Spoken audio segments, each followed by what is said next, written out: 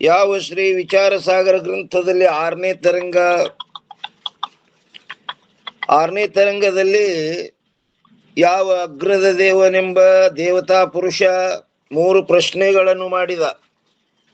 ನಾನು ಯಾರು ಅನ್ನೋ ಪ್ರಶ್ನೆಗೂ 1ನೇ ಪ್ರಶ್ನೆಗೂ ಉತ್ತರ ಹೇಳಿದರು.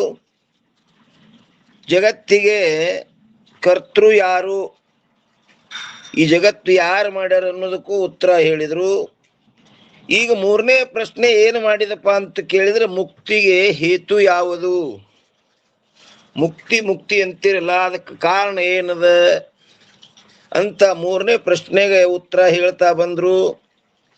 ನಿನ್ನಿನ ದಿವಸ 377ನೇ ಅಂಕದಲ್ಲಿ ಏನ್ ಹೇಳಿದ್ರಪ್ಪ ಅಂತ ಕೇಳಿದ್ರನ, ಕರ್ಮವನ್ನು ಮಾಡುವವನಿಗೆ ಆ ಕರ್ಮದಿಂದ 5 ಪ್ರಕಾರದ ಉಪಯೋಗವು ಆಗುತ್ತವೆ.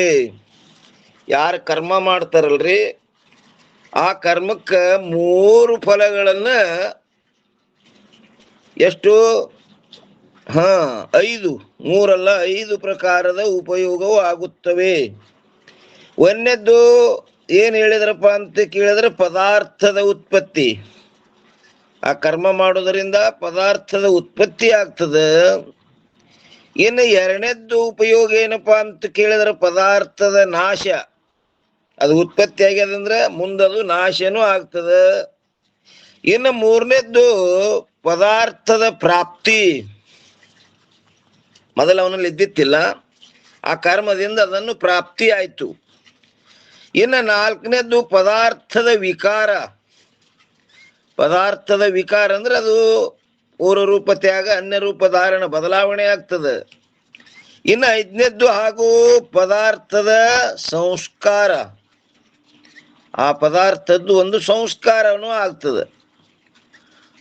ಇನ್ನ ಒಂದೊಂದೇ ಹೇಳ್ಕೊತ ಹೋಗ್ತಾರ್ರಿ. ಇನ್ನು ಏನಂತಾರಪ್ಪ ಅಂದ್ರ, ಅನ್ಯ ರೂಪದ ಪ್ರಾಪ್ತಿಗೆ ವಿಕಾರವೆಂದು ಹೆಸರು. ವಿಕಾರ ಅಂದ್ರೆ ಏನಪ್ಪಾ ಅಂದ್ರ, ಅನ್ಯ ರೂಪದ ಪ್ರಾಪ್ತಿಗೆ ವಿಕಾರವೆಂದು ಹೆಸರು. ಇನ್ನು ಸಂಸ್ಕಾರವು ಮಲದ ನಿವೃತ್ತಿ ರೂಪ ಸಂಸ್ಕಾರವೆಂತಲೂ. ಸಂಸ್ಕಾರ ಅಂದ್ರೆ ಏನಪ್ಪಾ ಅಂದ್ರೆ ಮಲದ ನಿವೃತ್ತಿ ರೂಪ ಸಂಸ್ಕಾರವೆಂತಲೂ, ಹಾಗೂ ಗುಣದ ಉತ್ಪತ್ತಿ ರೂಪ ಸಂಸ್ಕಾರವೆಂತಲೂ 2 ಪ್ರಕಾರವಾಗಿರುತ್ತದೆ. ಇನ್ನು ಕರ್ಮದಿಂದ ಉಪಯೋಗವಾಗುವ ಈ 5 ಪ್ರಕಾರಗಳೇನುಂಟೋ ಅವು ಯಾವಾವು ಕೂಡ ಮುಮುಕ್ಷುವಿಗೆ ಸಂಭವಿಸುವುದಿಲ್ಲ. ಈ 5 ಕರ್ಮದ 5 ಉಪಯೋಗ ಏನದವಲ್ಲ, ಇವು ಮಾತ್ರ ಯಾರಿಗೆ, ಮುಮುಕ್ಷುವಿಗೆ ಸಂಭವಿಸುವುದಿಲ್ಲ. ಆದ್ದರಿಂದ ಮುಮುಕ್ಷು ಆದಂಥವನು ಜ್ಞಾನದ ಸಾಧನಗಳಾದ ಶ್ರವಣಾದಿಗಳಲ್ಲಿಯೇ, ಇವು ಕರ್ಮದ ಫಲ ಅಂತೂ ಅವನಿಗೆ ಯಾವ ಒಂದು ಉಪಯೋಗ ಇಲ್ಲ ಅವನಿಗೆ. ಆದ ಕಾರಣ ಆ ಕರ್ಮವನ್ನು ಮಾಡದೆ ಏನ್ ಮಾಡ್ಬೇಕು ಅವ ಮುಮುಕ್ಷು? ಜ್ಞಾನದ ಸಾಧನಗಳಾದ ಶ್ರವಣಾದಿಗಳಲ್ಲಿಯೇ, ಆದಿ ಪದ ತಗೊಂಡ್ರವರು. ಶ್ರವಣ ಮನನ ನಿಧಿಧ್ಯಾಸನ ತತ್ವಂ ಪದಾರ್ಥ ಶೋಧನ, ಇದನ್ನೇ ಮಾಡ್ಬೇಕವ ಯಾರು ಮುಮುಕ್ಷು. ಅದಕ್ಕ ಅವ ಏನ್ ಮಾಡ್ಬೇಕಪ್ಪ ಅಂತ ಕೇಳಿದ್ರೆ, ಶ್ರವಣಾದಿಗಳಲ್ಲಿಯೇ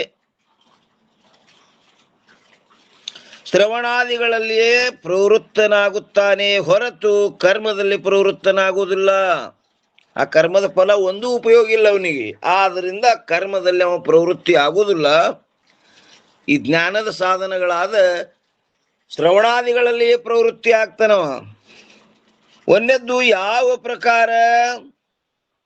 ಕುಂಬಾರನ ಕರ್ಮದಿಂದ ಕುಂಬಾರನಿಗೆ ಘಟದ ಉತ್ಪತ್ತಿಯು ಉಪಯೋಗವಾಗುವಂತೆ. ಆ ಕುಂಬಾರನ ಪ್ರಾಪ್ತಿ ಅವ ಕರ್ಮದಲ್ಲಿ ಪ್ರವೃತ್ತಿ ಆಗ್ಯಾನ, ಅವನಿಗೆ ಏನಾಗ್ತದ? ಘಟದ ಉತ್ಪತ್ತಿಯ ಉಪಯೋಗವಾಗುವಂತೆ. ಮುಮುಕ್ಷುವಿಗೆ ಕರ್ಮದಿಂದ ಮೋಕ್ಷದ ಉತ್ಪತ್ತಿಯೂ ಆಗುವುದಿಲ್ಲ. ಆ ಕರ್ಮದಿಂದ ಮುಮುಕ್ಷುವಿಗೆ ಏನಾಗುವುದಿಲ್ಲ? ಮೋಕ್ಷದ ಉತ್ಪತ್ತಿ ಆಗುವುದಿಲ್ಲ. ಆದ್ದರಿಂದ ಉತ್ಪತ್ತಿಯ ಉಪಯೋಗವು ಸಂಭವಿಸುವುದಿಲ್ಲ. ಯಾಕಂದರೆ ಮೋಕ್ಷವು ಅನರ್ಥದ ನಿವೃತ್ತಿ ಮತ್ತು ಪರಮಾನಂದದ ಪ್ರಾಪ್ತಿ ರೂಪವಿರುತ್ತದೆ. ಆ ಮೋಕ್ಷ ಹೆಂಗದಪ್ಪ ಅಂತ ಕೇಳಿದ್ರೆ ಅನರ್ಥದ ನಿವೃತ್ತಿ ಪರಮಾನಂದದ ಪ್ರಾಪ್ತಿ ರೂಪವಿರುತ್ತದೆ. ಒಂದನೇದ್ದು, ಆ ಅನರ್ಥದ ನಿವೃತ್ತಿಯು ಆತ್ಮನಲ್ಲಿ ಹೆಂಗದಪ್ಪ ಅಂದ್ರೆ ನಿತ್ಯ ಸಿದ್ಧವಿರುತ್ತದೆ. ಏನದು ನಿವೃತ್ತಿ? ಆತ್ಮನಲ್ಲಿ ನಿತ್ಯ ಸಿದ್ಧದದು. ಅದಕ್ಕೆ ಇಲ್ಲೊಂದು ಟಿಪ್ಪಣಿ ಕೊಟ್ಟಾರ ನೋಡ್ರಿ, 414. ಏನಂತಾರ? ಯಾವ ಪ್ರಕಾರ ವ್ಯಾವಹಾರಿಕ ಸತ್ತಾವುಳ್ಳ ಸರ್ಪವು ರಜ್ಜುವಿನಲ್ಲಿ ಅತ್ಯಂತ ಅಭಾವ ರೂಪದದು. ಯಾವ ವ್ಯಾವಹಾರಿಕ ಸತ್ತ ಉಳ್ಳ ಯಾವ ಸರ್ಪದಲ್ರಿ, ಅದು ರಜ್ಜುವಿನಲ್ಲಿ ಅತ್ಯಂತ ಅಭಾವ ರೂಪ. ಸರ್ಪದ ನಿವೃತ್ತಿಯು ಹೇಗೆ ನಿತ್ಯ ಸಿದ್ಧವಿರುತ್ತದೆಯೋ ಅದರಂತೆ ಪರಮಾರ್ಥ ಸತ್ತಾವುಳ್ಳ ಕಾರ್ಯಸಹಿತ ಅಜ್ಞಾನ ರೂಪ ಅನರ್ಥವು ಆತ್ಮನಲ್ಲಿ ಹೆಂಗದಪ್ಪ ಅಂತ ಕೇಳಿದ್ರೆ ಅತ್ಯಂತ ಅಭಾವ ರೂಪ ನಿವೃತ್ತಿ ನಿತ್ಯ ಸಿದ್ಧವಿರುತ್ತದೆ. ಅದು ಅತ್ಯಂತ ನಿವೃತ್ತಿ ನಿತ್ಯ ಸಿದ್ಧದದು, ಇಲ್ಲವೇ ಇಲ್ಲ. ಅದಕ್ಕೆ ಅದನ್ನ ಮಾಡ್ಲಿಕ್ಕೆ ಹೋಗಿ ಕರ್ಮ ಯಾವುದು ಹತ್ತುವುದಿಲ್ಲ. ಇನ್ನು 400 ಎಷ್ಟಪ್ಪ ಅಂತ ಕೇಳಿದ್ರೆ ಅಲ್ಲಿ ಟಿಪ್ಪಣಿ ಬಂದದ್ರಿ. ಅದು 414 ಟಿಪ್ಪಣಿ ಮುಗೀತೀಗ. ಅದು ಹೆಂಗದಪ್ಪ ಅಂದ್ರೆ ಆ ಅನರ್ಥದ ನಿವೃತ್ತಿಯು ಆತ್ಮನಲ್ಲಿ ನಿತ್ಯ ಸಿದ್ಧವಿರುತ್ತದೆ. ಹೇಗೆಂದರೆ ಹಗ್ಗದಲ್ಲಿ ತೋರುವ ಸರ್ಪದ ನಿವೃತ್ತಿಯು ಹೇಗೆ ನಿತ್ಯ ಸಿದ್ಧವಿರುತ್ತದೆಯೋ, ಅದು ನಾಶ ಮಾಡ್ಬೇಕಂತ ಹಿಂಗೇನಿಲ್ಲ. ಅದು ಆ ತೋರುವಳೆಗರೆ ಆದನಂದ್ರೆ ಅವಾಗನು ಇಲ್ಲೇ ಅದು ನಿತ್ಯ ನಿವೃತ್ತಿ ಸಿದ್ಧವಿರುತ್ತದೆಯೋ ಹಾಗೆ. ಎರಡನೇ ಕಡ, ಆತ್ಮನು ಪರಮಾನಂದದ ಸ್ವರೂಪನಿರುವುದರಿಂದ, ಆತ್ಮ ಹೆಂಗದನಪ್ಪ ಅಂತ ಕೇಳಿದ್ರೆ ಪರಮಾನಂದ ಸ್ವರೂಪನಿರುವುದರಿಂದ ಪರಮಾನಂದದ ಪ್ರಾಪ್ತಿಯು ಕೂಡ ನಿತ್ಯ ಸಿದ್ಧವಿರುತ್ತದೆ. ಅದು ಹೊಸದಾಗಿ ಪಡ್ಕೊಳ್ಳೋದಿಲ್ಲ. ಆ ಪರಮಾನಂದ ಪ್ರಾಪ್ತಿ ಸಹಿತ ಹೆಂಗದಪ್ಪ ಅಂತ ಕೇಳಿದ್ರೆ ನಿತ್ಯ ಸಿದ್ಧದದು. ಈ ರೀತಿಯಿಂದ ಸ್ವಭಾವ ಸಿದ್ಧವಾದ ಮೋಕ್ಷವು, ಮೋಕ್ಷ ಹೆಂಗದಪ್ಪ ಅಂತ ಕೇಳಿದ್ರೆ ಸ್ವಭಾವ ಸಿದ್ಧದ ಪಡ್ಕೊಳ್ಳೋದಲ್ಲದು. ನಾವು ಮುಕ್ತ ಸ್ವರೂಪರೇ ಇದೀವಿ. ಅದು ಸ್ವಭಾವ ಸಿದ್ಧವಾದ ಮೋಕ್ಷವು ಕರ್ಮದಿಂದ ಉತ್ಪತ್ತಿಯಾಗುವುದು ಸಂಭವಿಸುವುದಿಲ್ಲ. ಅದು ಸ್ವಭಾವ ಸಿದ್ಧದದು. ಅದು ಕರ್ಮದಿಂದ ಏನಾಗುವುದಿಲ್ಲ, ಉತ್ಪತ್ತಿಯಾಗುವುದು ಸಂಭವಿಸುವುದಿಲ್ಲ. ಯಾವ ವಸ್ತು ಎದುರಿನಲ್ಲಿ ಸಿದ್ಧವಿರುವುದಿಲ್ಲವೋ ಅದು ಕರ್ಮದಿಂದ ಉತ್ಪತ್ತಿಯಾಗುತ್ತದೆ ಹೊರತು ಮೊದಲೇ ಸಿದ್ಧವಾದ ವಸ್ತುವಿನ ಉತ್ಪತ್ತಿಯಾಗುವುದು ಸಂಭವಿಸುವುದು ಅಸಂಭವ. ಮೊದಲೇ ಸಿದ್ಧದದು ಮೋಕ್ಷ ಅನ್ನೋದು. ಮೊದಲೇ ಸಿದ್ಧವಾದ ವಸ್ತುವಿನ ಉತ್ಪತ್ತಿಯಾಗುವುದು ಅಸಂಭವ. ಯಾಕ? ಅದು ಮೊದಲೇ ಆದದು, ಅದು ಮತ್ತೆ ಉತ್ಪತ್ತಿ ಆಗುವುದು ಅಸಂಭವ. ಮತ್ತು ಇನ್ನು 378 ಏನ್ ಹೇಳ್ತಾರ ನೋಡ್ರಿ. ಈ ಟಿಪ್ಪಣಿ ಉಳಿತಾವ ನೋಡ್ರಿಪ್ಪ. ಯಾವ್ದು ನಿಂತದ್ರಿ? ಇದು 415 ರೀ. 415 ಎಲ್ಲದ್ರಿ ಅದು? ಅಲ್ಲಿ ನಿತ್ಯ ಸಿದ್ಧ ಮೇಘ ನೋಡ್ರಿಪ್ಪ, 2ನೇ ಆಕಡದಾಗ ನಿತ್ಯ ಸಿದ್ಧ ಹೈ. ಹಾ ಕರೆಕ್ಟ್, ದಂಡಿಗದ. ಏನಂತಾರ್ರಿ? ಆತ್ಮನು ಪರಮಾನಂದ ಸ್ವರೂಪ ನಿರುವುದರಿಂದ ಪರಮಾನಂದದ ಪ್ರಾಪ್ತಿಯು ಕೂಡ ಹ್ಯಾಂಗದಪ್ಪ ಅಂತ ಕೇಳಿದ್ರೆ ನಿತ್ಯ ಸಿದ್ಧವಿರುತ್ತದೆ. ಅದು ನಿತ್ಯ ಸಿದ್ಧವಿರುತ್ತದೆ ಅನ್ನೋದ್ರ ಮ್ಯಾಗ 415 ಟಿಪ್ಪಣಿ ಕೊಟ್ಟರ. ಪಂಡಿತ ಪಿತಾಂಬರಜಿಯವರು ಏನ್ ಹೇಳ್ತಾರಪ್ಪ ಅಂತ ಕೇಳಿದ್ರ, ಯಾವ ಪ್ರಕಾರ ವಿಸ್ಮೃತವಾದ ಕಂಠಾಭರಣದ ಪ್ರಾಪ್ತಿಯಾಗಲಿ, ನೋಡ್ರಿ ಏನಂತಾರ್ರಿ, ಯಾವ ಪ್ರಕಾರ ವಿಸ್ಮೃತಿವಾದ ಕಂಠಾಭರಣದ ಪ್ರಾಪ್ತಿಯಾಗಲಿ ಅಥವಾ ಗ್ರಹದಲ್ಲಿ ಹುಗಿದಿಟ್ಟ ನಿಧಿಯ ಪ್ರಾಪ್ತಿಯಾಗಲಿ ಹೀಗೆ ನಿತ್ಯ ಸಿದ್ಧವಾಗಿರುತ್ತದೆಯೋ. ಕಂಠಾಭರಣ ಏನಾಗಿತ್ತದು? ಅದು ನಡು ದಾರ ಕಟ್ಟಾಗಿ ಅಲ್ಲೇ ಎಲ್ಲಿ ಜಂಪರ್ದ ಒಳಗೆ ಇಳಿದಿತ್ತು. ಆಕೆ ಕೊಯ್ ಹಚ್ಕೊಂಡು ನೋಡಲು ಇಲ್ಲ, ನಂದು ಕಾಳಿ ತಂದಳಕಿ.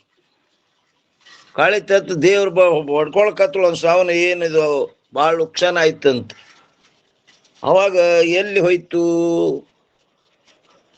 ಪಂಚಾಂಗ ಕೇಳಕ್ ಹೋದಳು. ಅದು ಒಳಗೆ ಅಲ್ಲೇ ಇಳಿದಿತ್ತು. ಅವ ಪಂಚಾಂಗದವ ನೋಡ್ದ, ಅಲ್ಲಿ ಅವನಿಗೆ ತುಸು ದಾರ ಕಾಣಿಸ್ತದ, ಅಲ್ಲಿ ಒಳಗೆ ಇಳಿದದಿದು. ಅವಾಗ ಅವ ತುಸು ಪಂಚಾಂಗ ತೆಗ್ದಾಗ ಮಾಡಿ ನೋಡ್ದ, ಬೈ ಅಲ್ಲೇ ಇಲ್ಲೇ ಆದದು ನಾವು. ಎಲ್ಲಿ ಅದ್ರಿ? ಅಲ್ಲೇ ನೋಡವ, ನಿನ್ನ ಜಂಪರದೊಳಗೆ ಆದ. ಇವ್ವ ಸಿಕ್ತು ಅಂದಳಕಿ. ಅದು ಎಲ್ಲಿ ಹೋಗಿತ್ತಿಲ್ಲ, ಅದು ಎಲ್ಲಿ ಹೋಗಿತ್ತಿಲ್ಲ, ಅಲ್ಲೇ ಇತ್ತು. ಆದ್ರೆ ಮರವೇ ಆಗಿತ್ತು. ಇಲ್ಲ ಬಿಡು, ಇನ್ನೊಂದು ಹೆಂಗಪ್ಪ ಅಂತ ಕೇಳಿದ್ರವ, ಪ್ಯಾಂಟ್ ಹಾಕಿದ್ದ, ಅದ್ರ ಮ್ಯಾಗ ಮತ್ತೆ ಇನ್ಸರ್ಟ್ ಮಾಡಿದ್ದವ ಮಾಡಿ, ಅದು ಚೈನ್ 2 ತೊಲಿ ಚೈನ್ ಇತ್ರಿ. ಅದು ಏನಾಗಿತ್ತು? ಕೊಂಡಿ ಕಟ್ಟಾಗಿ ಅಲ್ಲೇ ಒಳಗೆ ಇಳಿದಿತ್ತು. ನೋಡ್ದ, ಎಲ್ಲಿ ಕಾಳಿತ್ತು ಅಂತ ಬಡ್ಕೊಳ್ಕತ್ತ. ಅವನು ಬಡ್ಕೊಳ್ಕತ್ತ, ಎಲ್ಲಾ ಕಡೆ ಹುಡುಕಿದ್ರೆ ಎಲ್ಲಿ ಸಿಗಲಿಲ್ಲ. ಸಂಜೆ ಮನೆಗೆ ಬಂದ, ಎಲ್ಲ ಕಳಿಲಿಕತ್ತ, ಟಪ್ಪ ತೆಳಗ್ ಬಿತ್ತು. ಯಪ್ಪ ಸಿಕ್ತು ಅಂದ. ಮರವೇ ಆಗಿತ್ತಲ್ಲ ಅದ್ರದ್ದು. ಹಂಗ ಇಲ್ಲಿ ಏನ್ ಹೇಳ್ತಾರ ನೋಡ್ರಿ, ಯಾವ ಪ್ರಕಾರ ವಿಸ್ಮೃತಿಯಾದ ಕಂಠಾಭರಣದ ಪ್ರಾಪ್ತಿಯಾಗಲಿ ಅಥವಾ ಗ್ರಹದಲ್ಲಿ ಹುಗಿದಿಟ್ಟ ನಿಧಿಯ ಪ್ರಾಪ್ತಿಯಾಗಲಿ, ಯಾವನೋ ಒಬ್ಬ ತನ್ನ ಮಗನಿಗೆ ಮುಂದೆ ಆಗ್ತದಂತೇಳಿ ಮನೆಯಾಗೆ ಹುಗುದಿಟ್ಟಿದ್ದ, ಅದ್ರ ಮ್ಯಾಗೆ ತಿರುಗಾಡ್ತಾನ, ಅಲ್ಲೇ ಅದನ. ಆದ್ರೂ ಸಹಿತ ಅವನಿಗೆ ಅದು ಗೊತ್ತಿಲ್ಲ. ಹೇಗೆ ನಿತ್ಯ ಸಿದ್ಧವಾಗಿರುತ್ತದೆಯೋ ಅದರಂತೆ ನಿಜ ರೂಪವೇ ಆದ ಪರಮಾನಂದ ಪ್ರಾಪ್ತಿಯಾದರೂ, ನಮ್ಮ ನಿಜ ರೂಪ ಯಾವುದು? ಪರಮಾನಂದ ಪ್ರಾಪ್ತಿ ಆದರೂ ಕೂಡ ಸರ್ವರಿಗೂ ನಿತ್ಯ ಸಿದ್ಧವಿರುತ್ತದೆ. ಅದು ಹೊಸದಾಗಿ ಪಡ್ಕೊಳ್ಳೋದಿಲ್ಲ. ಅದು ಸರ್ವರಿಗೂ, ಎಲ್ಲರಿಗೂ. ಅದು ಹ್ಯಾಂಗದಪ್ಪ ಅಂತ ಕೇಳಿದ್ರೆ ನಿತ್ಯ ಸಿದ್ಧವೇ ಅದ ಅಂತ ಈ 15ನೇ ಟಿಪ್ಪಣಿ ಹೇಳಿದ್ರು. ಅದು ಹೊರಗಿಂದ ಪಡ್ಕೊಳ್ಳೋದಲ್ಲದು. ಆತ್ಮನು ಪರಮಾನಂದ ಸ್ವರೂಪವಿರುವುದರಿಂದ ಪರಮಾನಂದದ ಪ್ರಾಪ್ತಿಯು ಕೂಡ ನಿತ್ಯ ಸಿದ್ಧವಿರುತ್ತದೆ. ಈ ರೀತಿಯಿಂದ ಸ್ವಭಾವ ಸಿದ್ಧವಾದ ಮೋಕ್ಷವು ಕರ್ಮದಿಂದ ಉತ್ಪತ್ತಿಯಾಗುವುದು ಸಂಭವಿಸುವುದಿಲ್ಲ. ಅದು ಮೊದಲೇ ಸ್ವಭಾವ ಸಿದ್ಧದ, ಅದನ್ನು ಪಡ್ಕೊಳ್ಳೋದಿಲ್ಲ. ಅದು ಕರ್ಮದಿಂದ ಅದು ಉತ್ಪತ್ತಿಯಾಗುವುದು ಸಂಭವಿಸುವುದಿಲ್ಲ. ಯಾವ ವಸ್ತು ಎದುರಿನಲ್ಲಿ ಅಂದ್ರೆ ಮೊದಲು ಸಿದ್ಧವಿರುವುದಿಲ್ಲವೋ ಅದು ಕರ್ಮದಿಂದ ಉತ್ಪತ್ತಿ ಆಗುತ್ತದೆ ಹೊರತು ಮೊದಲೇ ಸಿದ್ಧವಾದ ವಸ್ತುವಿನ ಉತ್ಪತ್ತಿಯಾಗುವುದು ಅಸಂಭವ. ಮೊದಲೇ ಸಿದ್ಧದದು, ಮತ್ತದನ್ನು ಉತ್ಪತ್ತಿ ಆಯ್ತಂದ್ರೆ, ಈಗ ಅದು ಮೊದಲೇ ನಂಬಲ್ಲಿ ಸಿದ್ಧದ, ಅದು ಮತ್ತೆ ಉತ್ಪತ್ತಿ ಆಗ್ತದೆ ಅನ್ನೋದು ಅಸಂಭವ. ಮತ್ತು ಇನ್ ನೋಡ್ರಿ ಏನ್ ಹೇಳ್ತಾರೆ, 378ನೇ ಅಂಕದಲ್ಲಿ ವೇದಾಂತ ಶ್ರವಣವನ್ನು ಕೂಡ ಮೋಕ್ಷದ ಉತ್ಪತ್ತಿಯ ಸಲುವಾಗಿ ಹೇಳಿರುವುದಿಲ್ಲ. ಈ ಶ್ರವಣ ಅನ್ನೋದು ಸಹಿತ ಅದಕ್ಕೂ ತೆಗೆದ್ರಿ. ಈಗ ವೇದಾಂತ ಶ್ರವಣವನ್ನು ಕೂಡ ಮೋಕ್ಷದ ಉತ್ಪತ್ತಿಯ ಸಲುವಾಗಿ ಹೇಳಿರುವುದಿಲ್ಲ. ಮತ್ತೆ ಯಾಕೆ ಹೇಳ್ಯಾರಪ್ಪ ಅಂದ್ರೆ, ಮತ್ತೇನೆಂದರೆ ಆತ್ಮನು ನಿತ್ಯ ಮುಕ್ತನಿರುತ್ತಾನೆ, ಅವನ ಪ್ರಾಪ್ತಿಗೋಸ್ಕರ ಕಿಂಚಿತ್ ಮಾತ್ರವೂ ಕೂಡ ಕರ್ತವ್ಯವಿರುವುದಿಲ್ಲ. ಆತ್ಮ ಹೆಂಗದನ? ನಿತ್ಯ ಮುಕ್ತದನವ. ಅವನ ಪ್ರಾಪ್ತಿಗೋಸ್ಕರ ಕಿಂಚಿತ್ ಮಾತ್ರವೂ ಕೂಡ ಕರ್ತವ್ಯವಿರುವುದಿಲ್ಲ. ಅದಕ್ಕೆ ನ ಕರ್ಮಣ ಅಂತ ಹೇಳಿದ್ರು ಅವರು. ಕರ್ಮದಿಂದ ಪಡ್ಕೊಳ್ಳೋದಲ್ಲದು. ನ ಕರ್ಮಣ ನ ಪ್ರಜೇನ ನ ಧನೇನ ಪ್ರವಚನೇನ ನ ಲಭ್ಯತೆ. ಈ ಪ್ರವಚನ ಕೇಳುವುದರಿಂದ ಆಗ್ತದಂದ್ರೆ ಆಗೋದಿಲ್ಲ. ಅದು ಪಡ್ಕೊಳ್ಳೋದಲ್ಲ. ಯಾಕೆ? ನಿತ್ಯ ಸಿದ್ಧದದು. ಯಾವುದು ನಮ್ಮಲ್ಲಿ ಇಲ್ಲ ಅದು ಪಡ್ಕೊಳಕ್ ಬರ್ತದೆ. ಇದು ನಮ್ಮ ಸ್ವಭಾವ ಸಿದ್ಧದಿದು. ಯಾವುದು? ಮೋಕ್ಷ. ಅದಕ್ಕೆ ಅದು ಕರ್ಮದಿಂದೂ ಆಗುವುದಿಲ್ಲ, ಬಹಳ ಧನ ಗಳಿಸೋದ್ರಿಂದೂ ಆಗುವುದಿಲ್ಲ, ನ ಪ್ರಜೆನ ಬಹಳ ಮಕ್ಕಳ ಹಡೆಯೋದ್ರಿಂದೂ ಆಗುವುದಿಲ್ಲ, ಮತ್ತೆ ಇನ್ನೊಂದೇನಪ್ಪ ಅಂತ ಕೇಳಿದ್ರೆ ಬಹಳ ಪ್ರವಚನ ಕೇಳೋದ್ರಿಂದ ಆಗುವುದಿಲ್ಲ. ಮತ್ತೆ ಎದರಿಂದ ಆಗ್ತದಪ್ಪ ಅಂತ ಕೇಳಿದ್ರೆ ಅದು ಏನೇನು ಹಿಡ್ಕೊಂಡಿ ಎಲ್ಲ ಅವೆಲ್ಲ ಬಿಟ್ಕೋತ ಹೋಗೋದ್ರಿಂದ ಆಗ್ತದೆ. ನಿವೃತ್ತಿ ನಿವೃತ್ತಿ ನಿವೃತ್ತಿ ಹಾಕೋತ ಏನೇನ ಅಲ್ಲದನ್ನ ಸಂಗ್ರಹ ಮಾಡ್ಕೊಂಡು ಹಿಡ್ಕೊಂಡು ಕೂತೀವಿ ನೋಡ್ರಿ, ಅಭಿಮಾನ, ಅದನ್ನು ಬಿಟ್ಕೋತ ಹೋಗೋದು. ಅದಕ್ಕೆ ತ್ಯಾಗೇನ ಏಕೇನ ಅಮೃತತ್ವ ಮಾನಸು. ತ್ಯಾಗ ಒಂದರಿಂದಲೇ ಪ್ರಾಪ್ತವಾಗುವುದಿದು. ಅದಕ್ಕೆ ಹೇಳ್ತಾರೆ ಅವರು, ವೇದಾಂತ ಶ್ರವಣವನ್ನು ಕೂಡ ಮೋಕ್ಷದ ಉತ್ಪತ್ತಿಯ ಸಲುವಾಗಿ ಹೇಳಿರುವುದಿಲ್ಲ. ಮತ್ತೇನೆಂದರೆ ಆತ್ಮನು ನಿತ್ಯ ಮುಕ್ತನಿರುತ್ತಾನೆ. ಅವ ಆತ್ಮ ಹೆಂಗದನ? ನಿತ್ಯ ಮುಕ್ತದನವ. ಅವನ ಪ್ರಾಪ್ತಿಗೋಸ್ಕರ ಕಿಂಚಿತ್ ಮಾತ್ರವೂ ಕೂಡ ಕರ್ತವ್ಯವಿರುವುದಿಲ್ಲ ಎಂಬ ಈ ವಾರ್ತೆಯನ್ನು ತಿಳಿಸಿ ಕೊಳ್ಳುವುದಗೋಸ್ಕರ ಶ್ರವಣವಿರುತ್ತದೆ. ಆತ್ಮನಲ್ಲಿ ಕಿಂಚಿತ್ ಕರ್ತವ್ಯ ಇಲ್ಲ ಅಂತ ಹೇಳಿ ಈ ವಾರ್ತೆಯನ್ನು ತಿಳಿದುಕೊಳ್ಳುವಕ್ಕೋಸ್ಕರ ಶ್ರವಣವಿರುತ್ತದೆ. ಶ್ರವಣದ ಪ್ರಯೋಜನ ಏನು? ಆತ್ಮ ನಿತ್ಯ ಮುಕ್ತದನ. ಇದನ್ನು ತಿಳಿಸಿಕೊಳ್ಳುವಗೋಸ್ಕರ ಶ್ರವಣದ. ಇದನ್ನು ತಿಳಿದುಕೊಂಡರೆ ಕರ್ತವ್ಯ ಬುದ್ಧಿಯು ದೂರವಾಗುತ್ತದೆ. ಇದು ತಿಳ್ಕೊಂಡ್ರಿ ಅಂದ್ರೆ ಏನಾಗ್ತದಪ್ಪ ಅಂತ ಕೇಳಿದ್ರೆ ಕರ್ತವ್ಯ ಬುದ್ಧಿ ದೂರ ಆಗಿ ಹೋಗ್ತದೆ. ಅದು ಕರ್ಮದ ಫಲ ಅಲ್ಲ. ಆದರೆ ವೇದಾಂತ ಶ್ರವಣದ ಆನಂತರದಲ್ಲಿಯೂ ಹೀಗೆ ತಿಳ್ಕೊಂಡ ಬಳಕ ಕೂಡ ವೇದಾಂತ ಶ್ರವಣದ ಆನಂತರದಲ್ಲಿಯೂ ಕೂಡ ಯಾವಾತನಿಗೆ ಕರ್ತವ್ಯ ತೋರುವಂತಹದ್ದಾಗುತ್ತದೆಯೋ ಅವನು ತತ್ವವನ್ನೇ ತಿಳಿದುಕೊಂಡಿಲ್ಲವೆಂದರ್ಥ. ವೇದಾಂತ ಶಾಸ್ತ್ರ ಕೇಳಿದ ಬಳಿಕ ಸಹಿತ ಕರ್ತವ್ಯ ಬುದ್ಧಿ ಯಾವ ಒಪ್ತನೋ ಅವನಿಗೇನಂದ್ರೆ ತತ್ವವನ್ನೇ ತಿಳಿದುಕೊಂಡಿಲ್ಲವೆಂದರ್ಥ. ಅವ ತಿಳಿದವಲ್ಲ ಅಂತ. ಇದಕ್ಕೊಂದು ಟಿಪ್ಪಣಿ ಕೊಟ್ಟಾರ ನೋಡ್ರಿ, 416. ಇಲ್ಲಿ ಈ ಶ್ರುತಿ ಇರುತ್ತದೆ. ಇಲ್ಲೊಂದು ಶ್ರುತಿ ವಾಕ್ಯ ಕೊಟ್ಟಾರ್ರಿ. ಏನ್ ಕೊಟ್ಟಾರಪ್ಪ? ಜ್ಞಾನಾಮೃತೇನ ತೃಪ್ತಸ್ಯ ಕೃತಕೃತಸ್ಯ ಯೋಗಿನೋ. ಏನಂದ್ರು? ಜ್ಞಾನಾಮೃತೇನ ತೃಪ್ತಸ್ಯ ಕೃತಕೃತಸ್ಯ ಯೋಗಿನೋ. ಅಂದ್ರ ನೈವಾಸ್ತೆ ಕಿಂಚಿತ್ ಕರ್ತವ್ಯಮಪಿ. ಏನಂತಾರ ನೋಡ್ರಿ? ನೈವಾಸ್ತಿ ಕಿಂಚಿತ್ ಕರ್ತವ್ಯಮಸ್ತೆ ಚೇನ ತತ್ವವಿತ್ತ. ಅವ ಏನಾಗ್ಯಾನಪ್ಪ ಅಂತ ಕೇಳಿದ್ರೆ ಜ್ಞಾನಾಮೃತದಿಂದ ತೃಪ್ತ ಆಗಿಬಿಟ್ಟನ. ಮತ್ತ ಏನು ಪಡ್ಕೊಳ್ಳೋದು ಇಲ್ಲ, ಏನ್ ಮಾಡುವುದೂ ಇಲ್ಲ ಅಲ್ಲಿ. ಅದಕ್ಕೆ ಅದರ ಅರ್ಥ ಹೇಳ್ತಾರೆ ನೋಡ್ರಿ. ಇದರ ಅರ್ಥ ಜ್ಞಾನಾಮೃತದಿಂದ ತೃಪ್ತನಾಗಿಯೂ ಹಾಗೂ ಇದರಿಂದಲೇ ಕರ್ತೃತ್ವ ಅಂದ್ರೆ ಕಥಾರ್ಥನಾಗಿಯೂ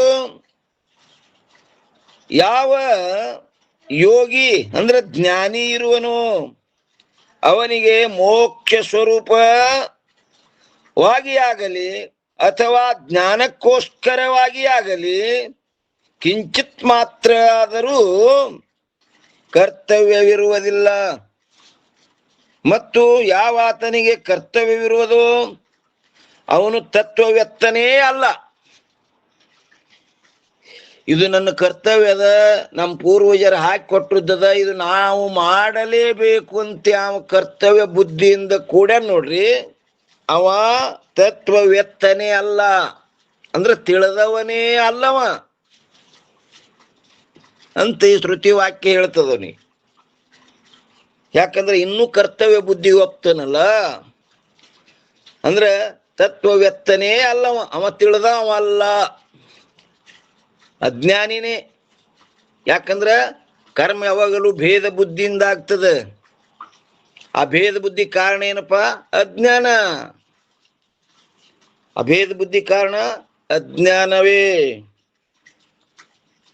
ಅದಕ್ಕೆ ಕರ್ತವ್ಯವಿರುವುದು ಅವನು ತತ್ವವೆತ್ತನೇ ಅಲ್ಲ ಅಂತ ಈ 416ನೇ ಟಿಪ್ಪಣಿ ಹೇಳಿದರು.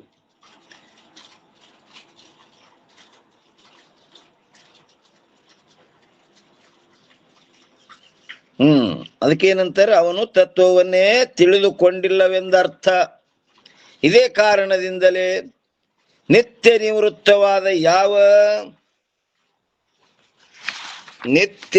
ನಿವೃತ್ತವಾದ ಯಾವ ಅನರ್ಥವಿರುವುದು,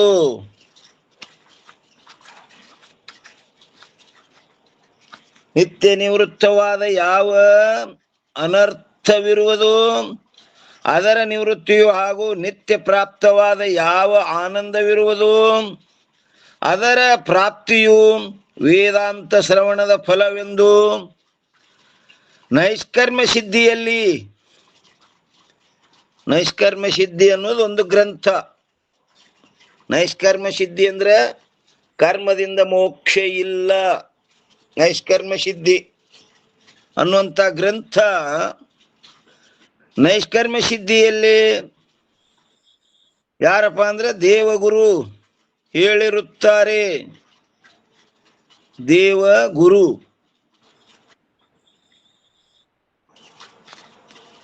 ದೇವಗುರು ಯಾರ್ರಿ?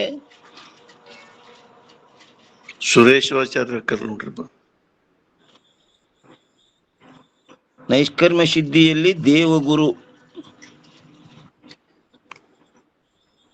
ಸುರೇಶ್ವರಾಚಾರ್ಯ ಕಲ್ರಿಪ್ಪ. ದೇವಗುರು ಅಂದ್ರೆ ಬೃಹಸ್ಪತಿ. ಹಾ, ಅವ್ರು ಬರ್ತಾರ್ರಿ. ಹಾ, ಬೃಹಸ್ಪತಿ ಆಚಾರ್ಯರು ದೇವಗುರು.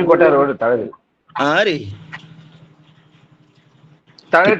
ನೋಡ್ರಿ ಟಿಪ್ಪಣಿ ಅದ ರೀ. ಟಿಪ್ಪಣಿ ಎಷ್ಟು? 417. ಮಂಡನ್ ಮಿಶ್ರಪ್ಪ ಟಿಪ್ಪಣಿ ಹೇಳ್ಯಾರ ನೋಡ್ರಿ. ಮಂಡನ್ ಮಿಶ್ರ ಎಂಬ ನಾಮವುಳ್ಳಂತ ಯಾವ ಶ್ರೀ ಶಂಕರಾಚಾರ್ಯರ ಶಿಷ್ಯರಾದ ಶ್ರೀ ಸುರೇಶ್ವರಾಚಾರ್ಯರು ದೇವಗುರು ಅಂದ್ರಿ ಅವ್ರಿಗೆ. ಯಾವ ಮಂಡನ ಮಿಶ್ರ ಎಂಬ ನಾಮವುಳ್ಳಂತ ಅವರು ಪೂರ್ವಮೀಮಾಂಸಾ ಶಾಸ್ತ್ರದ ತಮ್ಮ ಜೀವನ ಪರ್ಯಂತರ ಕರ್ಮದಿಂದಲೇ ಮೋಕ್ಷ ಅಂತ ತಿಳ್ಕೊತ್ ಬಂದವ್ರಿ ಅವ್ರು. ಯಾವಾಗ? ಮಂಡನ ಮಿಶ್ರ ಇದ್ದಾಗ. ಯಾವಾಗ ಜೊತೆ ವಾದ ಆಯ್ತು ಅವ್ರದ್ದು. ನಮಸ್ಕಾರ. ಹಾ, ಹೇಳ್ರಿಮ್ಮ. ಇವ್ರು ಕುಮಾರ ಭಟ್ರ ಶಿಷ್ಯರಲ್ರಿ ಮೊದಲ? ಹಾ, ಕುಮಾರಲ ಭಟ್ರ ಶಿಷ್ಯರು ಇವ್ರು. ಕುಮಾರಲ ಭಟ್ರ ಶಿಷ್ಯರು ಯಾರು? ಮಂಡನ ಮಿಶ್ರ. ಅವಾಗ ಅವ್ರ ಕುಮಾರಲ ಭಟ್ರು ಹೇಳಿದ್ರು, ಅಲ್ಲಿ ನನ್ನ ಶಿಷ್ಯ ಅದನ ಮಂಡನ ಮಿಶ್ರ, ನಿನ್ನ ವಾರ್ತಿಕ್ ಬರಿತಾನ, ನೀ ಆ ಕಡೆ ಹೋಗಂತ ಹಚ್ಚಿಕೊಟ್ಟದಾಗರ ಆ ಕಡೆ ಹೋದ್ರು. ಹೋದ ಕೂಡಲೇ ವಾದ ನಡೀತ್ರಿ ಅವ್ರಿಗೆ. ಯಾರಿಗೆ? ಮಂಡನ ಮಿಶ್ರರಿಗೂ ಶಂಕರಾಚಾರ್ಯರಿಗೆ. ಆ ವಾದದಲ್ಲಿ ಅವ್ರು ಮಂಡನ ಮಿಶ್ರ ಸೋತರು. ಸೋತಾಗ ಇಲ್ಲಿ ತನ ನನಗೆ ಯಾರು ಸೋಲ್ಸಿತ್ತಿಲ್ಲ, ನೀವು ಸರಿಯಾದ ನನಗ ವ್ಯಾಖ್ಯಾನ ಕೊಟ್ಟು ತಿಳಿಸಿ ಹೇಳಿದ್ರಿ, ನಾ ಸೋತೆ, ಇನ್ನು ನೀವು ಗುರು ಆಗಬೇಕಂತ ಬೇಡಿಕೊಂಡ್ರು ಅವರು. ಆಗಲೆಂತ ಅವರಿಗೆ ಶಿಷ್ಯತ್ವವನ್ನು ವಹಿಸಿದರು. ಅವಾಗ ಅವ್ರಿಗೆ ಹೆಸರು ಪಲ್ಟಾಯಿಸ್ಬಿಟ್ರು. ಮಂಡನ ಮಿಶ್ರ ಹೋಗಿ ಏನಾಯ್ತಪ್ಪ ಅಂತ ಕೇಳಿದ್ರೆ ಸುರೇಶ್ವರಾಚಾರ್ಯರು.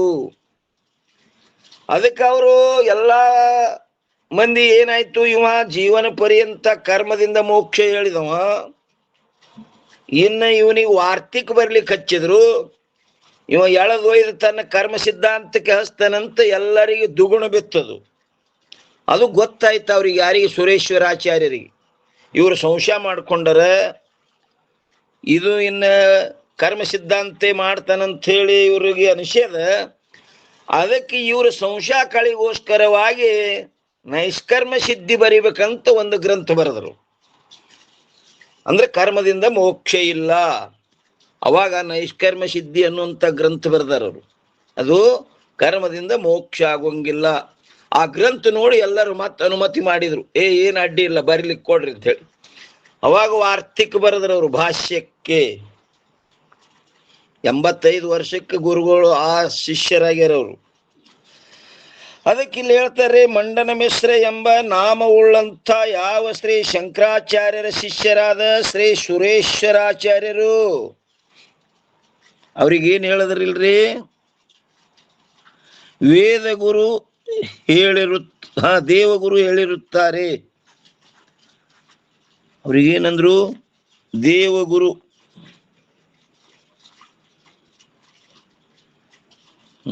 ಯಾಕಂದ್ರೆ ಟಿಪ್ಪಣಿ ಕೊಟ್ರಲ್ರಿ, ನಾವು ಒಪ್ಲೇಬೇಕದು. ಯಾರವ್ರೆ? ಮಂಡನ ಮಿಶ್ರರೇ. ಆದ್ದರಿಂದ ಮುಮುಕ್ಷುವಿಗೆ ಮೋಕ್ಷದ ಉತ್ಪತ್ತಿ ರೂಪ ಕರ್ಮವು ಉಪಯೋಗವಾಗುವುದು ಸಂಭವಿಸುವುದಿಲ್ಲ. ಎದರಿಂದ್ರೆ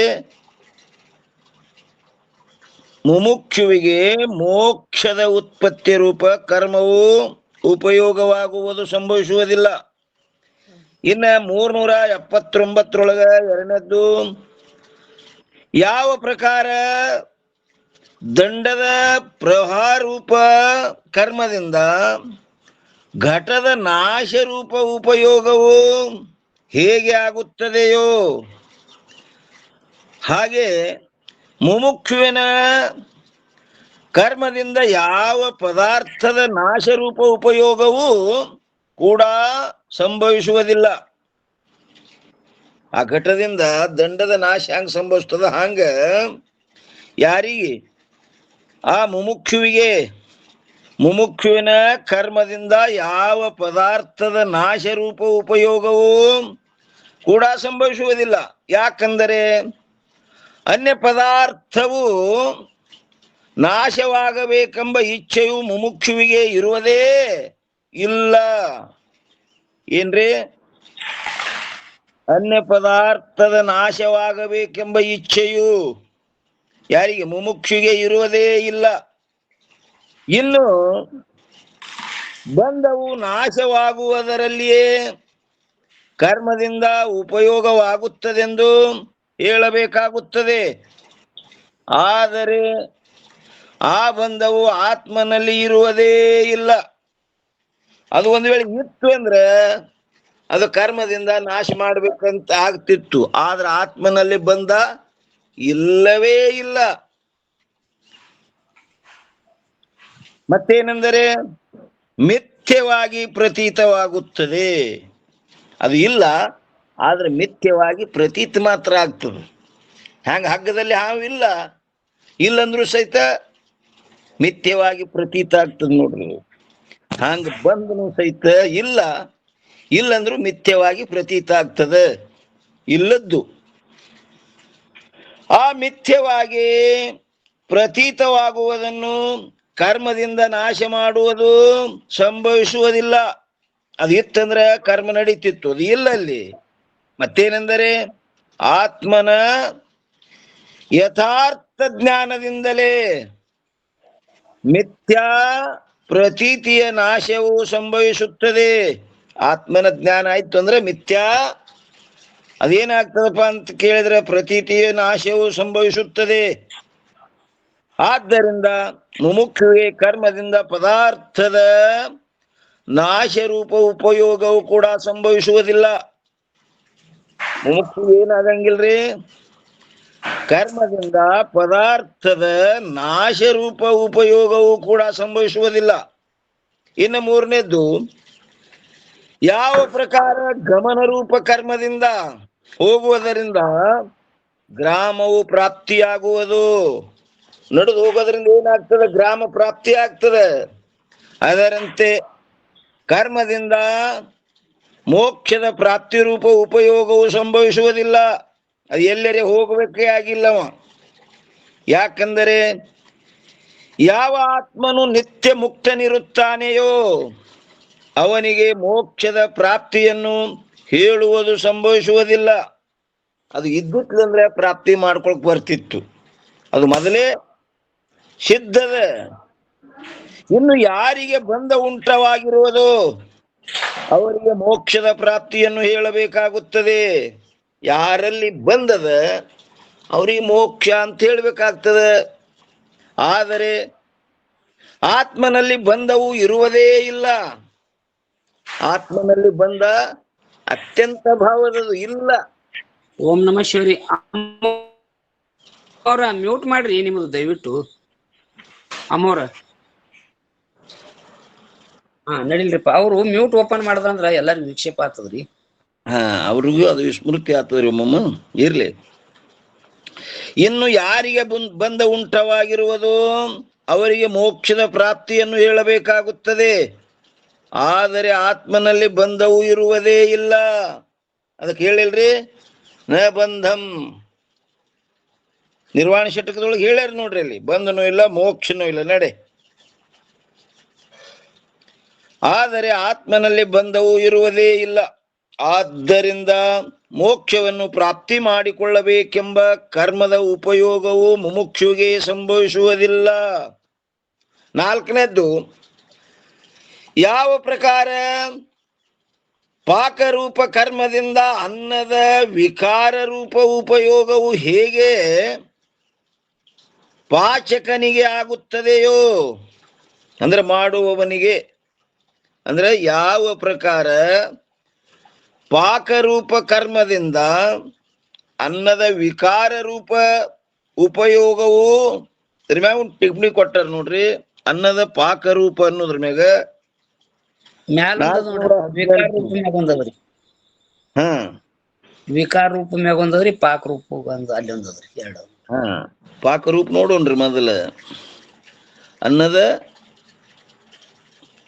ಪಾಕರೂಪ ಕರ್ಮದಿಂದ ಅನ್ನದ ವಿಕಾರ ರೂಪ ಅನ್ನೋದ್ರ ಮ್ಯಾಗ ಎಷ್ಟು ಕೊಟ್ರಪ್ಪ ಅಂದ್ರೆ 418. ವಿಕಾರ ಮ್ಯಾಗ ಅದಪ್ಪ, ವಿಕಾರ ಮ್ಯಾಗ ಅದ್ರಿ 18. ವಿಕಾರ ಮ್ಯಾಗ ಅದನ್ರಿ. ಹ್ಞೂ ರೀ.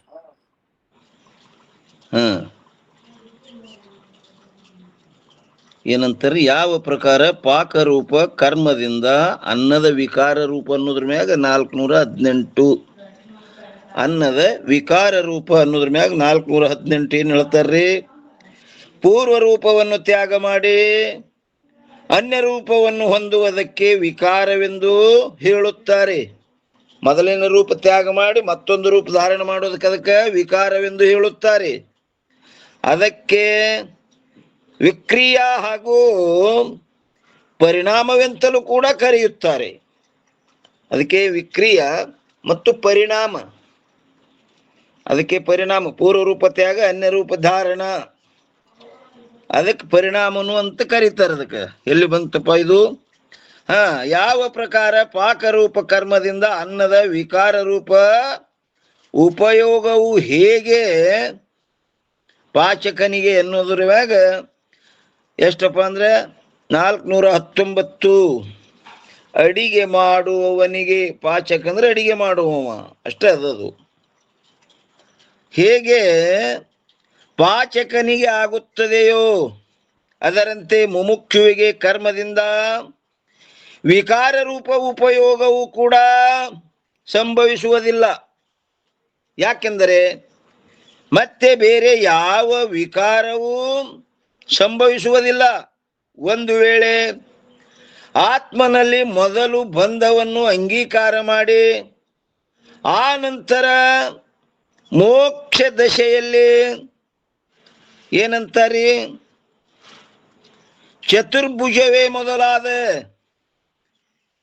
ಏನ್ರಿ ವಿಲಕ್ಷಣ ರೂಪದ ಪ್ರಾಪ್ತಿಯನ್ನು ಅಂಗೀಕಾರ ಮಾಡಿದ್ದಾದರೆ ಆವಾಗ ಮುಮುಕ್ಷುವಿಗೆ ಕರ್ಮದಿಂದ ಅನ್ನ ರೂಪದ ಪ್ರಾಪ್ತಿ ರೂಪ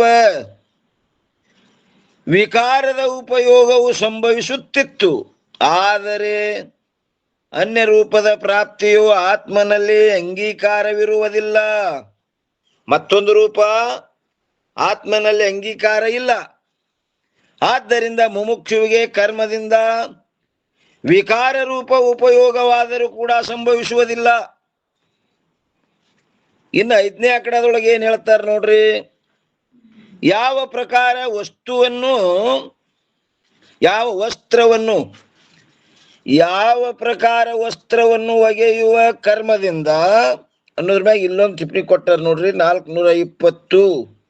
ಯಾವ ಪ್ರಕಾರ ವಸ್ತ್ರವನ್ನು ಒಗೆಯುವ ಅನ್ನೋದ್ರ ಮ್ಯಾಗ, ಒಗೆಯುವ ಅಂದ್ರೆ ತೊಳೆಯುವ, ಯಾವ ಪ್ರಕಾರ ವಸ್ತ್ರವನ್ನು ಒಗೆಯುವ ಕರ್ಮದಿಂದ ಮಲಿನದ ನಿವೃತ್ತಿ ರೂಪ ಸಂಸ್ಕಾರವು ಹೇಗೆ ಆಗುತ್ತದೆಯೋ, ವಸ್ತ್ರ ತೊಳೆಯೋದ್ರಿಂದ ಮಲಿನ ಹೆಂಗ ದೂರ ಆಗ್ತದೋ ಅದರಂತೆ ಮಲದ ನಿವೃತ್ತಿ ರೂಪ ಸಂಸ್ಕಾರವಾದರೂ ಕೂಡ ಮುಮುಕ್ಷುವಿಗೆ ಕರ್ಮದಿಂದ ಉಪಯೋಗವಾಗುವುದಿಲ್ಲ. ಅದನ್ನು ಮತ್ತೇನಾದ್ರು ತೊಳೆದು ಹಸನು ಮಾಡ್ಬೇಕಂತ ಹಿಂಗೇನಿಲ್ಲ. ಯಾಕಂದರೆ 1ನೇ ಆಕಡ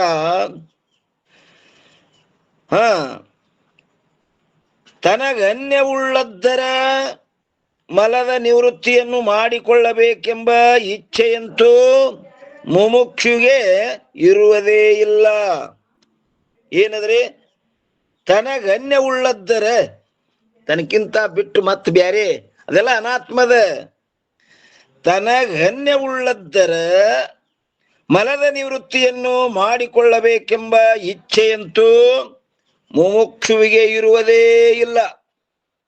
ಅಂದ ಮೇಲೆ ಆತ್ಮನ ಮಲದ ನಿವೃತ್ತಿಯನ್ನೇ ಏನಂತಾರೆ, ಆತ್ಮನ ಮಲದ ನಿವೃತ್ತಿಯನ್ನೇ ಹೇಳಬೇಕಾಗುತ್ತದೆ. ಆದರೆ ಆ ಆತ್ಮನು ನಿತ್ಯ ಶುದ್ಧನಿರುತ್ತಾನೆ. ಅವ ಹೆಂಗದನಪ್ಪ ಅಂದ್ರೆ ನಿತ್ಯ ಶುದ್ಧದನಲ್ಲಿ. ಅಲ್ಲಿ ಅಶಬ್ದ, ಅಸ್ಪರ್ಶ, ಅರೂಪಂ, ಅವ್ಯಯ, ಅಲ್ಲೇನಿಲ್ಲ, ಯಾವೂ ಇಲ್ಲ. ಅಲ್ಲಿ ಸ್ಪರ್ಶ ಆಗಿ ಅದು ಖಾನ ಆಗ್ತದಂದ್ರೆ ಅಲ್ಲಿ ಸ್ಪರ್ಶನೇ ಇಲ್ಲ.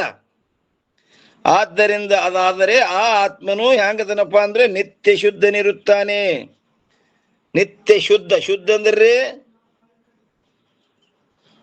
ದೋಷ ಅಸ್ಪರ್ಶಕ್ಕೋ ಶುದ್ಧ ಕೈ. ದೋಷ ಅಸ್ಪರ್ಶ, ಅಲ್ಲಿ ಯಾವಾದ್ರೂ ಸ್ಪರ್ಶ ಇಲ್ಲ. ಅಂತ ಆತ್ಮನಲ್ಲಿ ಮಲವು ಇರುವುದೇ ಇಲ್ಲ. ಮಲ ಅಂದ್ರೆ ದೋಷ. ಆದ್ದರಿಂದ ಮಲದ ನಿವೃತ್ತಿ ರೂಪ ಸಂಸ್ಕಾರವು ಸಂಭವಿಸುವುದಿಲ್ಲ. ಇನ್ನು 2ನೇ ಆಕಡದೊಳಗೆ ಏನು ಹೇಳ್ತಾರೆ ನೋಡ್ರಿ, ಅಂತಃಕರಣದಲ್ಲಿ ಯಾವ ಪಾಪರೂಪ ಮಲವಿರುತ್ತದೆಯೋ. ಶ್ರುತಿ ಹೇಳ್ತದಲ್ರಿ, ಮತ್ತೆ ತ್ಯಾಗೇ ನೈಕ ಅಮೃತಂ ಮಾನಸ ಅಂತು. ಹ್ಞೂನ್ರಿ, ಮತ್ತ ಅದಕ್ಕೇನ್ ಹೇಳ್ತೀರಿ? ಅದ್ಯಾಕೆ ಹೇಳ್ಬೇಕತ್ ಹಿಂಗದನ್ರಿ. ಮತ್ತೆ ಏನಾರ ಹಿಡ್ಕೊಂಡ್ ನಾ ಏನಾರ ಮಾಡಿ ಪಡ್ಕೋತೀನಂದ್ರಿಲ್ಲ. ಏನೇನರೇ ಮಾಡಿ ಪಡ್ಕೋತೀನಂದ್ರಿಲ್ಲ. ನೀ ಬಿಟ್ಟುಗೋತ್ವಾದ್ರೆ ಅದು ಪ್ರಾಪ್ತದ, ನಿತ್ಯ ಪ್ರಾಪ್ತದದು. ಬಿಡುವುದರಲ್ಲೇ ನಿವೃತ್ತಿಯಲ್ಲೇ ಅದ್ರ ಪ್ರಯೋಗದರಪ್ಪ. ಈ ಸಾಧಕ ಏನ್ ತಿಳ್ಕೊಂಡನೀಗ, ಆ ವಸ್ತು ಇಲ್ಲವೇ ಇಲ್ಲ ಅಂತಂದ್ರೆ ಅದ್ರ ನಿವೃತ್ತಿ ಹೆಂಗ್ ಮಾಡುದು? ಅದೇ ಹೇಳಿದ್ರಲ್ರಿ. ಮತ್ತೆ ಅದ್ರದ್ದು ಏನಪ್ಪಾ ಅಂದ್ರ ಅದ ಕಂಠಾಭರಣ ನ್ಯಾಯ ಕಳ್ದಂಗ ಆಗಿತ್ತು, ಸಿಕ್ಕಂಗ ಮಾಡುದಷ್ಟೇ, ಹುಡುಕದಂಗ ಮಾಡುದು. ಅದ್ ಎಲ್ಲಿ ಹೋಗೇ ಇಲ್ಲ. ಎಲ್ಲರಿ ಹೋಗ್ಯದೇನ್ರಿ ಅದು? ಮರವೇ ಆಗಿತ್ತು. ಆ ಮರವೆಯನ್ನು ತೆಗಿಲಿಕ್ಕೆ ಇಷ್ಟೆಲ್ಲ ಸಾಧನದ. ಎದಕ್ಕಾಗಿರಿವೆಲ್ಲ? ಶ್ರವಣಾದಿಗಳ ಸಹಿತ ತೆಗೆದು ಹಾಕಿದ್ರು ಅವರು. ಮರವೇ ಸಂಶಯ ವಿಪರೀತದ ಮೂರು ಕುರುಧೋರಲ್. ಎದಕ್ಕಪ್ಪ ಅಂದ್ರ ಮರವೇ ಸಂಶಯ ವಿಪರೀತ ಇವು ಸಾಧನಗಳು. ಶ್ರವಣ ಮನನ ನಿಧಿಧ್ಯಾಸನ ಎದಕ್ಕೆ? ಪ್ರಮಾಣಗತ ಸಂಶಯ, ಪ್ರಮೇಯಗತ ಸಂಶಯ, ವಿಪರೀತ ಇವು ತೆಗಿಲಿಕ್ಕ ಇವು ಸಾಧನದವೇ ವಿನ ಇವಕರಿಂದ ಮೋಕ್ಷ ಆಗ್ತದಂದ್ರೆ ಆಗೋದಿಲ್ಲ. ಪ್ರವಚನೇನ ಲಭ್ಯತೆ ಇಲ್ಲ ಇದ್ರ ಕಳ್ಕೊ ಅಂತ. ಇಲ್ಲ ಇದ್ರ ಕಳ್ಕೊ ಅಷ್ಟೇ. ಎಲ್ಲವು ಅವು ನಿನಗೇನಾಗ್ಯದ ಇದ್ದವ್ರಂಗ್ ಕಾಣಿಸ್ಯಾವು ಅಷ್ಟೇ. ನೋಡ್ರಿ ಏನಂತಾರೆ ಎರಡನೇ ಕಡೆ, ಅಂತಃಕರಣದಲ್ಲಿ ಯಾವ ಪಾಪ ರೂಪ ಮಲವಿರುತ್ತದೆಯೋ ಅದರ ನಿವೃತ್ತಿ ರೂಪ ಉಪಯೋಗವು ಕರ್ಮದಿಂದ ಆಗುತ್ತದೆ ಎಂದು ಒಂದು ವೇಳೆ ಹೇಳಿದ್ದಾದರೆ ಈ ಮಾತು ಸತ್ಯವಿರುತ್ತದೆ. ಆದರೆ ಶುದ್ಧಾಂತಃಕರಣವುಳ್ಳ ಯಾವ ಮುಮುಕ್ಷು ಇರುತ್ತಾನೆಯೋ, ಶುದ್ಧಾಂತಃಕರಣವುಳ್ಳ ಯಾವ ಮುಮುಕ್ಷು ಇರುತ್ತಾನೆಯೋ ಅವನ ಬಗ್ಗೆ ನಾವಿಲ್ಲಿ ವಿಚಾರವನ್ನು ಮಾಡುತ್ತಿದ್ದೇನೆ. ನೋಡ್ರಿ ಏನಂತಾರೆ, ಅವನ ಬಗ್ಗೆ ನಾವಿಲ್ಲಿ ವಿಚಾರವನ್ನು ಮಾಡುತ್ತಿದ್ದೇನೆ. ಅವನ ಅಂತಃಕರಣದಲ್ಲಿ ಅಂತೂ ಪಾಪವು ಇರುವುದೇ ಇಲ್ಲ. ಯಾಕೆ? ಶುದ್ಧ ಅಂದ ಬಳಕ ಅಲ್ಲಿ ಮತ್ತೆ ಇವಕ್ಕೆ ಅವಕಾಶನೇ ಇಲ್ಲ.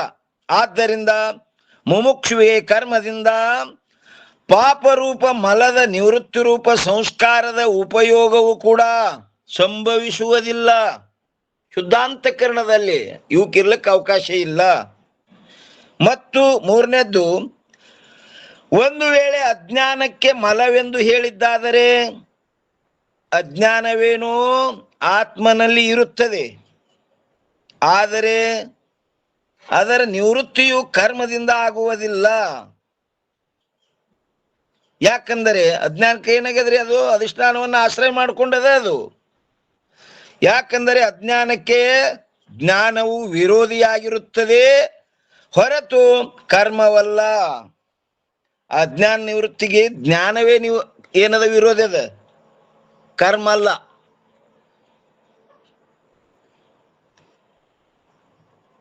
ಕರ್ಮ ಮತ್ತಿಷ್ಟ ಅದಕ್ಕೆ ಏನದ್ರಿ? ಅಜ್ಞಾನಕ್ಕೆ ಭದ್ರ ಮಾಡ್ತದದು. ನೋಡ್ರಿನಂತ ಅದರ ನಿವೃತ್ತಿಯು ಕರ್ಮದಿಂದ ಆಗುವುದಿಲ್ಲ. ಯಾಕೆಂದರೆ ಅಜ್ಞಾನಕ್ಕೆ ಜ್ಞಾನವು ವಿರೋಧಿಯಾಗಿರುತ್ತದೆ ಹೊರತು ಕರ್ಮವಲ್ಲ. ಅಜ್ಞಾನಕ್ಕೆ ವಿರೋಧಿ ಅನ್ನೋದು ಜ್ಞಾನ, ಕರ್ಮ ಅಲ್ಲ. ಆದ್ದರಿಂದ ಮುಮುಕ್ಷುಗೆ ಕರ್ಮದಿಂದ ಮಲದ ನಿವೃತ್ತಿ ರೂಪ ಸಂಸ್ಕಾರದ ಉಪಯೋಗವು ಸಂಭವಿಸುವುದಿಲ್ಲ. ಇನ್ನು ನಾಲ್ಕನೇ ಕಡೆ, ಯಾವ ಪ್ರಕಾರ ವಸ್ತುವನ್ನು ವಸ್ತ್ರವನ್ನು ಏನಂತಾರ್ರಿ? ಕೇಸರಿ ಬಣ್ಣದಲ್ಲಿ ಎದ್ದಿ ಮಜ್ಜನ ರೂಪ ಕ್ರಿಯೆಯನ್ನು ಮಾಡುವುದರಿಂದ, ಇಲ್ಲೊಂದು ಕೊಟ್ಟರು ನೋಡ್ರಿ, ಇನ್ನು 21 ಅಲ್ಲಿ ಕೇಸರಿ ಬಣ್ಣದಲ್ಲಿ ಎದ್ದಿ ಮಜ್ಜನ ರೂಪ ಕ್ರಿಯೆಯನ್ನು ಮಾಡುವುದರಿಂದ ಅನ್ನೋದ್ರ ಮ್ಯಾಗ 421 ಏನಂತಾರೆ? ಮುಳುಗಿಸುವ ರೂಪ. ಎದರಲ್ಲಿ? ಬಣ್ಣದಲ್ಲಿ ಎದ್ದಂದ್ರೆ ಮಜ್ಜನ ರೂಪ ಏನದು? ಕ್ರಿಯೆಯನ್ನು ಮಾಡುವುದರಿಂದ ಆ ವಸ್ತ್ರಕ್ಕೆ ಕೆಂಪು ಗುಣವು ಏನಾಗ್ತದೆ? ಉತ್ಪತ್ತಿ ರೂಪ ಸಂಸ್ಕಾರವು ಹೇಗೆ ಉಪಯೋಗವಾಗುತ್ತದೆಯೋ ಅದರಂತೆ ಗುಣದ ಉತ್ಪತ್ತಿ ರೂಪ ಸಂಸ್ಕಾರವಾದರೂ ಕೂಡ ಮುಮುಕ್ಷುವಿಗೆ ಕರ್ಮದಿಂದ ಉಪಯೋಗವಾಗುವುದು ಸಂಭವಿಸುವುದಿಲ್ಲ. ಯಾಕಂದರೆ ಆ ಗುಣದ ಉತ್ಪತ್ತಿಯನ್ನು ಅನ್ಯದರಲ್ಲಿ ಹೇಳುವುದು ಏನಂತಾರೆ? ಆ ಗುಣದ ಉತ್ಪತ್ತಿಯನ್ನು ಅನ್ಯದರಲ್ಲಿ ಹೇಳುವುದು ಸಂಭವಿಸುವುದಿಲ್ಲ. ಮತ್ತೇನೆಂದರೆ ಆತ್ಮನಲ್ಲಿಯೇ ಹೇಳಬೇಕಾಗುತ್ತದೆ. ಆದರೆ ಆ ಆತ್ಮನು ಹೆಂಗದನಪ್ಪ ಅಂತ ಕೇಳಿದ್ರೆ ನಿರ್ಗುಣನಿರುತ್ತಾನೆ. ಅದು ಅಲ್ಲಿ ಗುಣ ಇತ್ತು ಅಂದ್ರೆ ಹೇಳ್ಬೇಕಾಗ್ತಿತ್ತು. ಅವ ಹೆಂಗದ ನಿರ್ಗುಣದನ, ಅವನಲ್ಲಿ ಗುಣದ ಉತ್ಪತ್ತಿಯು ಸಂಭವಿಸುವುದಿಲ್ಲ. ಹೇಳಿಲ್ರಿ, ತ್ರೈಗುಣ್ಯ ವಿಷಯ ವೇದ ನಿಸ್ತ್ರೈಗುಣ್ಯೋ ಭವ ಅರ್ಜುನ, ನಿರ್ದ್ವಂದ್ವೋ ನಿತ್ಸತ್ವಸ್ತು ನಿರ್ಯೋಗಕ್ಷೇಮಾತ್ಮವಾನ್. ಅವನು ನಿರ್ಗುಣನಿರುತ್ತಾನೆ, ಅವನಲ್ಲಿ ಗುಣದ ಉತ್ಪತ್ತಿಯು ಸಂಭವಿಸುವುದಿಲ್ಲ. ಆದ್ದರಿಂದ ಮುಮುಕ್ಷುವಿಗೆ ಗುಣದ ಉತ್ಪತ್ತಿ ರೂಪ ಸಂಸ್ಕಾರದ ಕರ್ಮವು ಕೂಡ ಉಪಯೋಗವಾಗುವುದಿಲ್ಲ. ಈ ಪ್ರಕರಣದಲ್ಲಿ ಏನಂತಾರೆ? ಫಲಕ್ಕೆ ಉಪಯೋಗವೆಂದು ಹೆಸರು. ಈ ಪ್ರಕರಣದಲ್ಲಿ ಫಲಕ್ಕೆ ಉಪಯೋಗವೆಂದು ಹೆಸರು. ಈ 5 ಪ್ರಕಾರಗಳೇ ಕರ್ಮದ ಫಲಗಳಾಗಿರುತ್ತವೆ ಹೊರತು ಬೇರೆ ಇಲ್ಲ. ಕರ್ಮದ ಆ 5 ಪ್ರಕಾರದ ಫಲಗಳು ಮುಮುಕ್ಷುವಿಗೆ ಸಂಭವಿಸುವುದಿಲ್ಲ. ಉತ್ಪತ್ತಿ, ನಾಶ ಮತ್ತು ಪ್ರಾಪ್ತಿ ಹೇಳ್ಕೊಂಬಂದಾರ 5. ಅವು ಯಾವುವು ಆತ್ಮಗೆ ಏನಿಲ್ಲ, ಮುಮುಕ್ಷುವಿಗೆ ಸಂಭವಿಸುವುದಿಲ್ಲ. ಆದ್ದರಿಂದ ಮುಮುಕ್ಷು ಆದಂಥವನು ಕರ್ಮಗಳನ್ನು ತ್ಯಾಗ ಮಾಡಿ, ಹೇಳಿದ್ರು ನೋಡ್ರಿ ಇಲ್ಲಿ, ತ್ಯಾಗೇನ ಏಕೇನ ಅಮೃತತ್ವ ಮಾನಸು.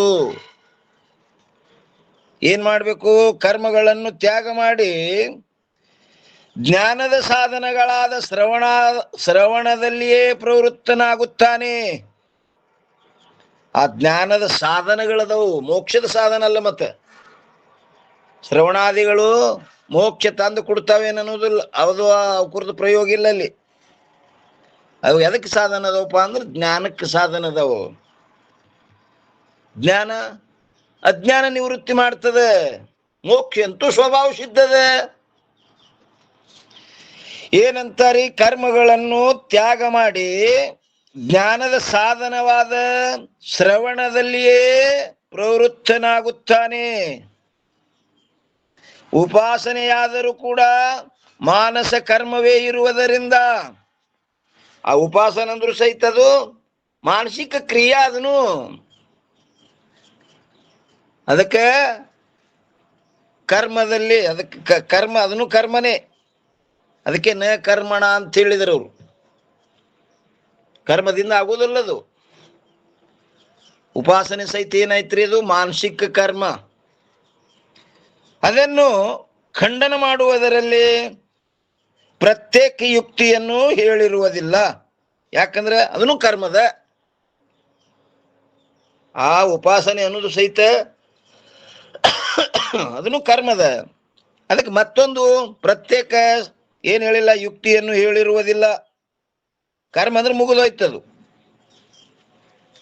ಈ ರೀತಿಯಿಂದ ಕೇವಲ ಕರ್ಮವಾಗಲಿ ಅಥವಾ ಉಪಾಸನೆಯಾಗಲಿ ಮೋಕ್ಷಕ್ಕೆ ಕಾರಣವಲ್ಲ. ಮತ್ತೇನೆಂದರೆ ಕೇವಲ ಜ್ಞಾನವೇ ಮೋಕ್ಷಕ್ಕೆ ಕಾರಣವಿರುತ್ತದೆ. ಕೇವಲ ಜ್ಞಾನವೇ ಮೋಕ್ಷಕ್ಕೆ ಕಾರಣದ. ಅದಕ್ಕೆ ಚಿತ್ತೈಷ ಶುದ್ಧಿ ಕರ್ಮ. ಕರ್ಮ ಎದಕ್ಕಪ್ಪ ಅಂದ್ರೆ ಚಿತ್ತ ಶುದ್ಧಿಗಾಗಿ. ಚಿತ್ತೈಷ ಶುದ್ಧಿ ಕರ್ಮ ನತು ವಸ್ತುಪಲಬ್ಧ ಹೇ ವಸ್ತು ಸಿದ್ಧಿರ್ ವಿಚಾರೇನ. ವಿಚಾರ ಅಂದ್ರೆ ಜ್ಞಾನ. ಅದಕ್ಕೆ ಇಲ್ಲಿ ಹೇಳ್ತಾರೆ ಕೇವಲ ಜ್ಞಾನವೇ ಮೋಕ್ಷಕ್ಕೆ ಕಾರಣವಿರುತ್ತದೆ. ಮತ್ತು ಇನ್ನ 380ನೇ ಅಂಕದಲ್ಲಿ ಏನ್ ಹೇಳ್ತಾರೆ ನೋಡ್ರಿ, ಇಲ್ಲಿ ಆಕ್ಷೇಪದ ಕರ್ಮ ಹಾಗೂ ಉಪಾಸನೆಗಳು ಜ್ಞಾನಕ್ಕೂ ಮತ್ತು ಮೋಕ್ಷಕ್ಕೂ ಕಾರಣಗಳಾಗಿರುತ್ತವೆ. ಆಕ್ಷೇಪ ಮಾಡ್ಯಾನ್ರಿ ಏನಂತ? ಕರ್ಮ ಹಾಗೂ ಉಪಾಸನೆಗಳು ಜ್ಞಾನಕ್ಕೂ ಮತ್ತು ಮೋಕ್ಷಕ್ಕೂ ಕಾರಣಗಳಾಗಿರುತ್ತವೆ. ಯಾಕಾಗಂಗಿಲ್ಲ ಅಂತೀರಿ ಅಂತ ನಾವು ಪೂರ್ವ ಪಕ್ಷಿ. ನಾಳೆ ನೋಡ್ರಿ ಟೈಮ್ ಬರ್ತೇನ್ರಿಪ್ಪ? ಓಹೋ, ಮಕ್ಕಳಿಗೆ ಅದಲ್ರಿ ಗುರುವೇ. ಹಾ, ಇದು 380ನೇ ಅಂಕ. ಅವ ಪೂರ್ವ ಪಕ್ಷಿ ಏನು ಆಕ್ಷೇಪ ಮಾಡ್ತಾನ ಅನ್ನೋದು, ಅದರ ಉತ್ತರ ಏನ್ ಹೇಳ್ತಾರ ಅನ್ನೋದು ಮತ್ತೆ ನಾಳಿನ ದಿವಸ ನಾವು ನೀವು ವಿಚಾರ ಮಾಡೋಣ್ರಿ. ಇಲ್ಲಿಯ ಪರ್ಯಂತರ ಸದ್ಗುರುಗಳ ಕೃಪಾಶೀರ್ವಾದದಿಂದ ನಡೆದು ಬಂದ ವಿಷಯ ಈ ವಾಗ್ರೂಪ ಸೇವೆ ಗುರುಪಾದದಲ್ಲಿ ಅರ್ಪಿಸಿ ಇವತ್ತಿನ ವಿಷಯಕ್ಕೆ ಮಂಗಲ ಹೇಳೋಣ್ರಿ. ಎಲ್ಲ ಮಹಾತ್ಮರ ಮಾತೆಯರ ಪಾದಕ್ಕೂ ನಮಸ್ಕಾರ. ಓಂ ನಮಃ